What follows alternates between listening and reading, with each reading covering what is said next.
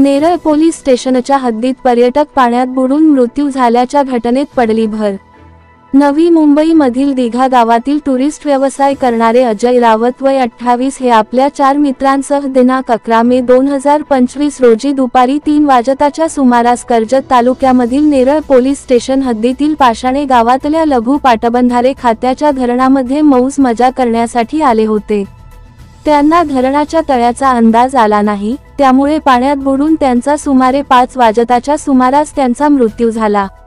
त्यांच्या मित्रमंडळींनी शोध घेण्याचा प्रयत्न केला, मात्र अपयश आल्याने त्यांनी पाषाणे गावातील गावकऱ्यांना याबाबतची माहिती दिली आणि नेरळ पोलीस यंत्रणेशी संपर्क साधला।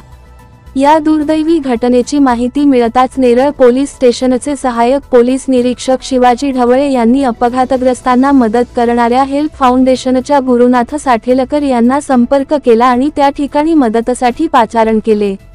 तोवर तिन्ही सांज झाली होती, त्या कारणे अंधारात शोधकार्य करणे जिकिरीचे असल्याने हेल्प फाउंडेशनची टीम दुसऱ्या दिवशी अर्थात आज सकाळी त्या ठिकाणी दाखल झाली आणि त्यांनी धरणात बुडालेल्या अजय रावत यांचे शव बऱ्याच प्रयत्नांती बाहेर काढले। नेरळ पोलीस स्टेशनचा अधिकारी वर्ग आणि अजय रावत यांचे नातेवाईक घटनास्थळी होते। स्थानिक नागरिकांनी देखील यावेळी मोलाची मदत केली। या घटनेची नोंद अपघाती मृत्यू अशी नेरळ पोलीस स्टेशनमध्ये झाली आहे। कोणत्याही धरण, तलाव किंवा नदीमध्ये कोणाला पोहता येत असेल अथवा नसेल तरी देखील स्थानिक माहितगारांच्या सल्ल्याशिवाय पाण्यामध्ये उतरू नये, त्यांच्या जीविताला धोका संभवतो, असा इशारा हेल्प फाउंडेशनच्या वतीने पर्यटकांना देण्यात आला आहे। नेरळ पोलिसच्या हद्दीमध्ये पाषाणे गावाच्या जवळ असलेल्या धरणामध्ये काल संध्याकाळी एक युवक बुडाला होता।